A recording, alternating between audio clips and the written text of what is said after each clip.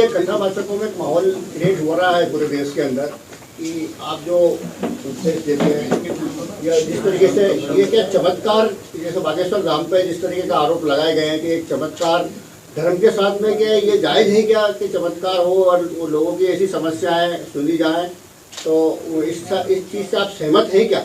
मुझे नहीं पता, क्योंकि मुझे इस बारे में जानकारी नहीं है। देखिए, सबकी अपनी अपनी विद्या है।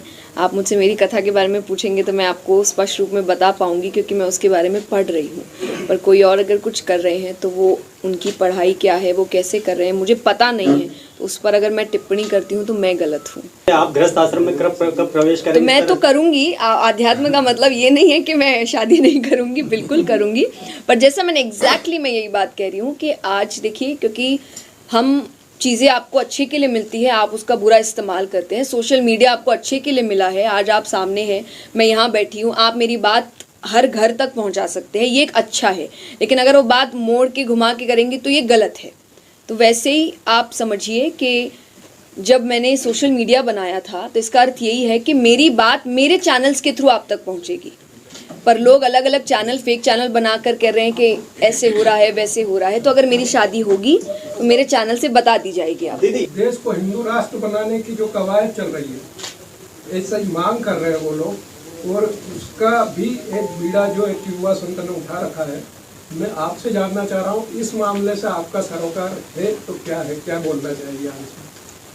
देखिए, मैं, क्योंकि आप जिस क्षेत्र में जा रहे, थोड़ा पॉलिटिक्स की ओर भी चला जाता है, जिससे मैं कभी भी जुड़ी हुई नहीं रहती हूँ। जैसा मैंने कहा, आप मुझसे मेरी कथा की बात करिए, श्रीमद् भागवत की बात करिए, तो सनातन धर्म को आगे ले जाना, भगवान की बातों को आगे ले जाना, लोगों को जागरूक करना कि आप अपने धर्म के लिए जागरूक होइए, आप अपनी कथाओं को जानिए। जो हम कथाओं में रोज़ बात कर रहे हैं कि हम बच्चों को भी इधर उधर की कहानियाँ सुनाते हैं, जबकि आपके खुद की कथाओं में, शास्त्रों में इतनी कहानियाँ हैं, कथाएं हैं, कृष्ण की है, श्री राम की है। तो आप उसको सुनाइए, उसको आगे बढ़ाइए।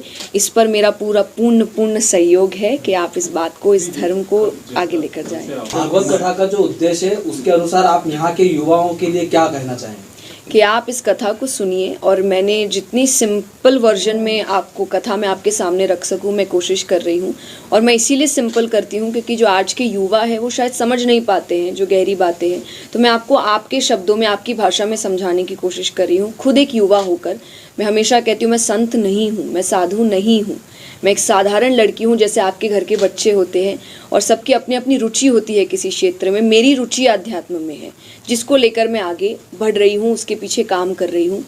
तो मेरी यही इच्छा है कि मेरे जैसे जो युवा है, जो आज के समय बहुत कंपटीशन के साथ जी रहे हैं, चाहे करियर है, चाहे जो दुनिया बदल रही है इतनी जल्दबाजी में, उसमें वो डिप्रेशन, एंजाइटी, दिक्कतें हैं, उन सब का इलाज है आपके शास्त्र। आपका नाम जया शर्मा है, आपका जया किशोरी कैसे पड़ा नाम? ये मेरे गुरुजी हैं, मेरे बड़े हैं। उन्होंने, जैसे हम हमेशा कहते हैं कि घर के जो लड़के होते हैं, हम उनको प्यार से कन्हैया कहते हैं, अरे हमारे घर का कान्हा है, तो लड़की घर की राधा क्यों नहीं हो सकती?